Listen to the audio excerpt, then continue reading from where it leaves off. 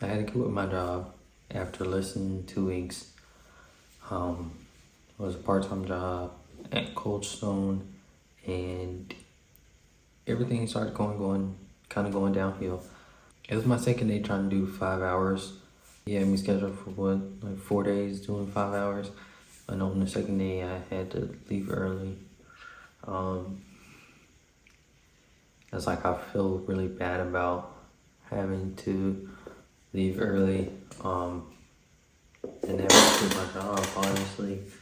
But it's like, it's hard to come to terms with the fact that I have autism and I have more limitations than I thought I had. Even though I knew I was autistic before I got diagnosed, it's still just been a lot, and it's hard because I've always had like big goals for like, want to have a career and to do all these things and retirement. And it's like career's actually been like really important to me. And it's just like the way I thought a career and my life was going to look is just not realistic for me, at least right now. I don't know what's gonna happen. I'm also not living with anybody right now. I have an apartment by myself, which has been really hard. But it was easier when I wasn't having to work. But it got a lot harder when I started trying to work at Cold Stone. But thankfully, I don't have a lot of bills, and I'm in Section 8 because I'm disabled. So my rent is based on my income. And I haven't had any income, so I haven't had any rent. But it's just like, I just feel really lots of shame, lots and lots of shame about like where I am and where I thought I would be. Like, I'm 20 now, and this is where I am. I've been doing DoorDash. Well, I started doing that yesterday, and it's been okay. It's a little stressful, like driving around places that I don't know, when I'm delivering food or whatever, and having to go into these fast food places. But it is not as bad as working at Cold Stone, and I'm able to do it on my own hours, and I'm gonna be making enough to pay my bills, at least so far.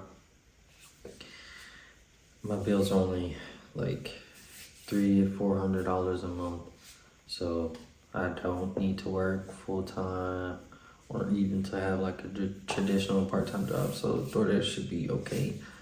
Thankfully, I have the ability to drive. I have a car and everything, but it's just like, I don't know what I'm gonna do long term. Is this what my life is gonna look like? I don't really have like any family that I can just go live with and they take care of me or anything like that. Unfortunately, it's like got the double whammy, disabled and no family support, so fun.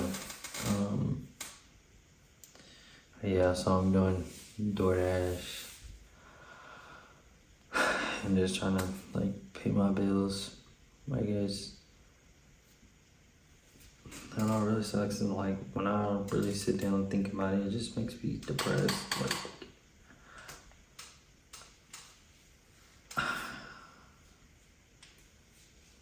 I really want to have like a career to be like proud of, but I have to really be realistic about my capacity. It's like, even with starting DoorDash, like I wasn't trying to make a whole lot of money yesterday, my first day, and I made $70, and I spent about $5-6 worth of gas So like that's pretty good. And it's like I started thinking about like, okay, if I actually did this, like pushed it, like I could make pretty good money, but it's like I don't need to do that right now. And like I don't know, I just have this habit of trying to do more because I've always wanted to do more, but I have to work within my capacity. I don't know, it's like if you are going through something similar and like your goals are conflicting with your disability or whatever you have going on, I'm in the same boat. I don't have a ton of advice, but all you can do is your best, and that's it. Like,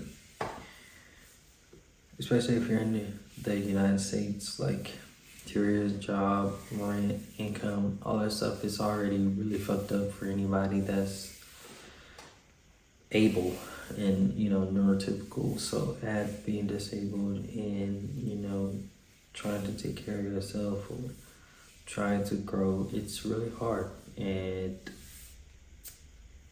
all you can do is your best and just fuck the rest of the shit.